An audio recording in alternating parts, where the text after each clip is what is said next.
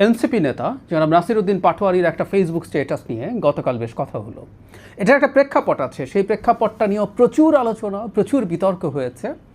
আর সে কারণে আমি মনে করি এই স্ট্যাটাসটা নিয়ে এবং প্রেক্ষাপটটা নিয়ে আলোচনা করা দরকার, কারণ এটা শুধুমাত্র দুজন ব্যক্তির মধ্যকার সংঘাত এভাবে দেখলে ঠিক হবে না। এটা আমাদের রাজনীতির একটা নতুন ডাইমেনশন তৈরি করছে কিনা, যেটা তৈরি হয়েছিল সেটার কিছুটা পরিবর্তন হচ্ছে কিনা সে আলোচনা করা দরকার। সো এটার একটা ব্রডার পার্সপেক্টিভ আছে, সে কারণেই কথা বলতে চাই। ব্যাকগ্রাউন্ডটা আমরা একটু বলি, তার আগে স্ট্যাটাসটা সম্পর্কে একটু ছোট্ট বেসিক বলে রাখি। আমি হয়তো স্ট্যাটাসটা পড়বো পুরোটা, এটা একটু রেকর্ড থাকুক এখানে। তিনি যে ধরনের আচরণ সাম্প্রতিক সময়ে করছিলেন তার প্রতিদ্বন্দ্বী রাজনৈতিক দল এবং ব্যক্তিদের বিরুদ্ধে, সেই ব্যাপার থেকে তিনি সরে আসার এক ধরনের সিদ্ধান্ত নিয়েছেন। যদিও অনেকে আশঙ্কা প্রকাশ করছেন, অনেকে সন্দেহ প্রকাশ করছেন তিনি এই জায়গায় ঠিক থাকবেন কি না। যাই হোক, আমরা তিনি ঠিক থাকবেন কি থাকবেন না এই আলোচনা সরিয়ে রেখে তিনি যে স্ট্যাটাসটা দিয়েছেন তার যে রিয়েলাইজেশন আছে সেটাকে স্বাগত জানাতে চাই। এটার একটা প্রেক্ষাপট আছে। জনাব মির্জা আব্বাস যখন অসুস্থ হলেন, উনি যথেষ্ট খারাপভাবে অসুস্থ হয়েছেন, তাকে দেশে মাথায় অস্ত্রোপচার করতে হয়েছে। তারপর তিনি এখন সিঙ্গাপুর আছেন। তিনি ঠিক কেমন থাকবেন, কতটা সুস্থ হয়ে উঠবেন আমরা এখনও জানি না। কিন্তু এই ঘটনার সাথে কিছুটা হলেও জনাব নাসিরউদ্দিন পাটোয়ারির নাম বলা হয়েছে।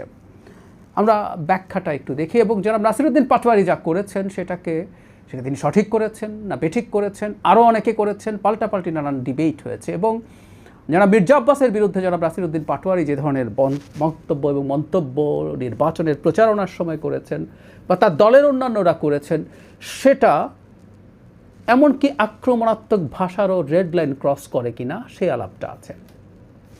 5 আগস্ট পরবর্তী সময় আমরা খেয়াল করেছি ভাষার ক্ষেত্রে সিরিয়াস ধরনের আক্রমণাত্মক ভাষা ব্যবহার করা হয়েছে, প্রচুর স্ল্যাংয়ের ব্যবহারও আমরা দেখেছি।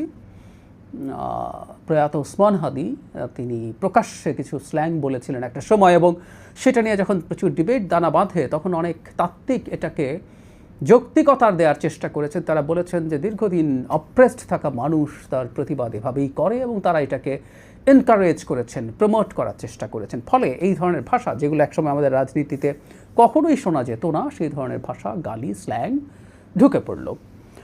ঢুকতে ঢুকতে একটা প্রজন্মের কাছে সম্ভবত এটার বেশ ফ্র্যাকশন হলো। আমাদের মনে থাকার কথা, জনাব তারেক রহমানের বিরুদ্ধে বিভৎস, অশ্লীল, নোংরা গালি দিয়ে স্লোগান দেওয়া হয়েছে। আমাদের বীর মুক্তিযোদ্ধা জনাব ফজলুর রহমানের বাসার সামনে বসে প্রকাশ্যে মাইকে স্টুডেন্টরা বিভৎস গালিগালাজ করে স্লোগান দিয়েছেন এবং অনেকে এগুলোকে সমর্থন করার চেষ্টা করেছেন। কিন্তু এখানে একটা কিন্তু আছে, জনাব মির্জা আব্বাসের বিরুদ্ধে যে ক্যাম্পেইন ছিল সেটা এই ঘরানার ছিল, এটা ভিন্ন ছিল।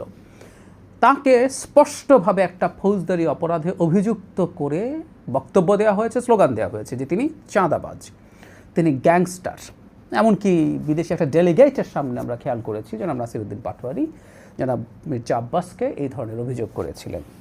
এখন প্রশ্ন হচ্ছে, এর জবাবে এর পাশাপাশি অনেকে এরপর এনসিপির অনেকের বিরুদ্ধে পাল্টা কী ধরনের ক্যাম্পেইন চলেছে সেগুলো সামনে এনেছেন। আমরা একটা জিনিস গুলিয়ে ফেলি, কারো বডি শেমিং করা বা কাউকে কোনো অশ্লীল গালি দেওয়াও অন্যায়, আর একই সাথে কারো বিরুদ্ধে সুস্পষ্ট একটা ফৌজদারি অপরাধের অভিযোগ আনা ভিন্ন জিনিস।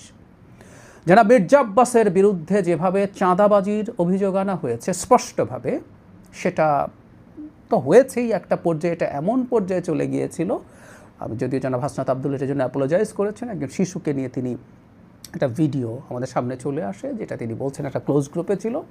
যদিও ক্লোজ গ্রুপেও এই ধরনের ভিডিও করা বা স্প্রেড করা উচিত না। আমি আবারও বলছি, জনাব হাসনাত আব্দুল অত্যন্ত দায়িত্বশীলতার পরিচয় দিয়ে সরি বলেছেন, আমরা সেটা ভুলে যাব। কিন্তু যে বলছি যে তাকে চাঁদাবাজ একটা মানুষকে স্পেসিফিকলি অভিযোগ করা হচ্ছে, তাহলে আসলে আমি মনে করি এটার বিরুদ্ধে মামলা হওয়াই উচিত ছিল। সেটা অন্য কেউ না, জনাব মির্জা আব্বাস করতে পারেন, কারণ যিনি তাকে অভিযোগ করছেন তাদের যখন তার মানহানি হচ্ছে এটা প্রমাণ করতে হবে। এটা অন্য সব গালি না, আমি আবারও বলছি, কোনো কোনো গালি ইভেন শুনতে এর চেয়ে খারাপও লাগতে পারে, কিন্তু কারো বিরুদ্ধে একটা ফৌজদারি অপরাধের স্পেসিফিক অভিযোগ করে যখন ক্যাম্পেইন করা হয় সেটার প্রমাণ আসলে যিনি করছেন তাকে দিতে হবে। আদারওয়াইজ এই ধরনের ক্যাম্পেইনের বিরুদ্ধে দাঁড়াতে হবে এবং এটাকে আমি রেড লাইন মনে করি, সিরিয়াসলি মনে করি। অন্য সব আক্রমণাত্মক বা গালিগালাজকেও রেড লাইন মনে করি, কিন্তু এটা একটা সিরিয়াস রেড লাইন। সুতরাং যারা মির্জা আব্বাসের বিরুদ্ধে অভিযোগকে এনসিপির কারো কারো বিরুদ্ধে যে ধরনের অভিযোগ করা হয়েছে, যে ধরনের স্লোগান দেওয়া হয়েছে, কখনো কখনো মানে বডি শেমিং করা হয়েছে বা এই ধরনের কথা, সেগুলোকে সোশ্যাল কন্ডিশন নিয়ে ইঙ্গিত করে বাজে কথা বলা হয়েছে, সেগুলো খুবই খারাপ, কিন্তু এই দুটো তুলনীয় না, এটা আমাদের বুঝতে হবে। ফলে যেটা দাঁড়ালো, এখন অনেকে যেটা মনে করেন যে এই ধরনের একটা মানসিক চাপই মির্জা আব্বাসের এ ধরনের ঘটনা ঘটেছে কিনা। পাল্টা কথাও কেউ বলছেন তিনি রাজনীতি করেন, তিনি এগুলো শুনে অভ্যস্ত বা স্ট্রেস নিতে পারতে হবে, রাজনীতি এইরকমই ইত্যাদি ইত্যাদি। ফলে ওই ডিবেটটা এসে হাজির হয়েছে যে আমরা রাজনীতি করি মানে আমরা সব কিছু বলে ফেলতে পারি কিনা, এবং এই ধরনের আক্রমণাত্মক কথা যদি বলা যায় এবং সেটার মাধ্যমে যদি কিছু অংশের মানুষের কাছে ট্র্যাকশন পাওয়া যায়, এটা সমাজে চলতে থাকে।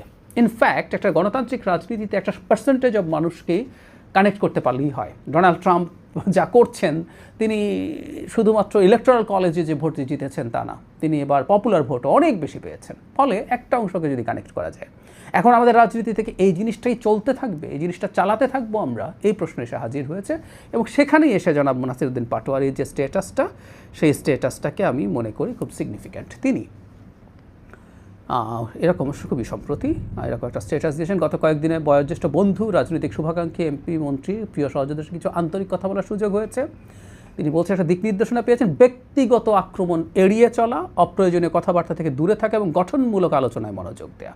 জনাব পাটোয়ারি বলছেন, আমি বিনয়ের সাথে এই পরামর্শগুলো গ্রহণ করেছি এবং শান্ত ও দায়িত্বশীলভাবে পথ চলার চেষ্টা করব। রাজনৈতিক, অর্থনৈতিক ও সাংস্কৃতিক অগ্রগতির জন্য নিজের সামর্থ্য অনুযায়ী কাজ করে যেতে চাই। আমার কোনো কথা বা কাজে অনিচ্ছাকৃতভাবে কেউ কষ্ট পেয়ে থাকলে আন্তরিকভাবে ক্ষমা প্রার্থনা করছি। আপনাদের দোয়া, ভালোবাসা ও পরামর্শ আমার পথ চলার সঙ্গী। গতকাল ধানমন্ডি তাকুয়া মসজিদে তিনি মানে কিয়ামুল লাইলের মাধ্যমে এই আত্মিক যাত্রার এক নীরব সূচনা করেছি। আল্লাহ আমাদের সবাইকে ক্ষমা করুন এবং সঠিক পথে পরিচালিত করুন। খুবই চমৎকার, খুবই মডেস্ট, এবং একটা মানুষের যদি রিয়েলাইজেশন হয় যে তিনি যা করেছেন ঠিক করেননি, সেই মানুষটা ক্ষমা পাওয়ার যোগ্য। But which is very important যে এটা কন্টিনিউ করছে। কেউ কেউ সন্দেহ প্রকাশ করছেন যে এটা হয়তো থাকবে না, কারণ এনসিপির একটা অংশের রাজনীতি আসলে অত্যন্ত আক্রমণাত্মক রেটরিকের মধ্যে আছে। আমি আক্রমণাত্মক রেটরিক পুরো বাদ দিয়ে দিতে বলবো না, কিন্তু আমি আবারও বলছি, কাউকে স্পেসিফিক একটা ফৌজদারি অপরাধে অভিযুক্ত করার মতো বিষয় থেকে সতর্ক থাকতে হবে। এবং আমি মনে করি এই ব্যাপারে যার বিরুদ্ধে হয়েছে তার নিজের আইনি ব্যাখ্যা এবং সুরক্ষা চাওয়ার অধিকার আছে, এবং সেটা করা উচিত। কারণ আমি আবারও বলছি, এটা একটা সিরিয়াস রেড লাইন, এই রেড লাইনটা মানতে হবে। জনাব নাসিরউদ্দিন পাটোয়ারি যেটা বললেন, আমি স্বাগত জানাই, সাধুবাদ জানাই, এবং আমি চাই বাংলাদেশে ভবিষ্যতে একটা গণতান্ত্রিক রাজনৈতিক ধারা থাকুক, সমালোচনা থাকবে, আলোচনা থাকবে, আক্রমণও থাকবে। আমি রাজনীতিতে আক্রমণ করবো না আমি তা বলছি না, রাজনীতি খুবই সিরিয়াস ব্যাপার। কেউ কাউকে আক্রমণ করবেনই, কঠোর ভাষা ব্যবহার করবেন, কখনো কখনো সেটা কারো কারো কাছে বেশি মনে হতে পারে, সেটাও থাকুক। আমরা খুব রাতারাতি খুব উদার গণতান্ত্রিক হয়ে যাব তা তো না। আর ওই যে প্রায় বলি যে একটা ভয়ের জায়গা আছে, বর্তমান পৃথিবীটা উগ্র ডানপন্থী রাজনীতির এক ধরনের বাড়বাড়ন্তের সময়। কিন্তু এখন প্রশ্ন হচ্ছে, আমরা এই গড্ডালিকা প্রবাহে গা ভাসিয়ে শর্ট টার্ম সাফল্য অর্জন করতে চাইব কি চাইব না। আমরা যদি দেশের ভালো করতে চাই, আমরা যদি সত্যিকার অর্থে একটা গণতান্ত্রিক পরিবেশ তৈরি করতে চাই, তাহলে আমাদের সমালোচনার মধ্যে, আমাদের অভিযোগের মধ্যে, আমাদের আক্রমণের মধ্যে কোথাও একটা সীমানা থাকা দরকার, এবং কিছু কিছু রেড লাইন থাকা দরকার। যে রেড লাইনে আমাদের এক ধরনের সোশ্যাল কন্ট্রাক্ট থাকবে যে এই রেড লাইন আমরা ক্রস করব না।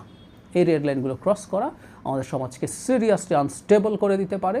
আমরা শেখ হাসিনার বিরুদ্ধে যে ধরনের আন্দোলন করে যে ধরনের বাংলাদেশের স্বপ্ন দেখেছি, যেখানে আমরা গণতান্ত্রিক ব্যবস্থায় থাকবো, আমরা আলোচনা, তর্ক বিতর্ক, অন্যের মতকে সম্মান জানানো, অন্যের মতকে অ্যাকোমোডেট করার মাধ্যমে একটা অন্তর্ভুক্তিমূলক সমাজ বা গণতন্ত্র তৈরি করব, সেই চেষ্টাটা বৃথা হয়ে যাবে।